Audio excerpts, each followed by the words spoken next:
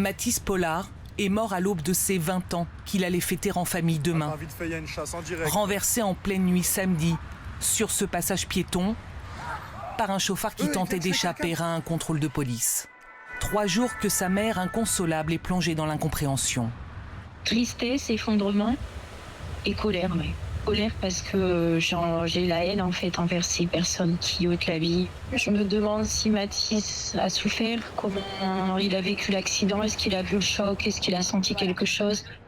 Pour elle, cette tragédie aurait pu être évitée, le chauffeur étant déjà connu des services de police pour plusieurs infractions routières. Ces personnes-là, il faut sévir, il faut leur faire peur, ils ont peur de rien, ils se sentent puissants et ils se sentent pas en danger par l'État, par la justice, par la loi, par la police. Ils se croient au-dessus des lois, en fait.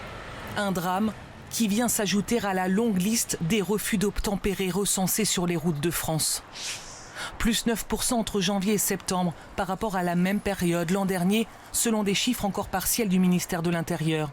Jeudi dernier, c'est sur l'une des artères les plus fréquentées de Sainte-Maxime que des gendarmes se sont retrouvés face à un chauffard, prêts à tout pour leur échapper.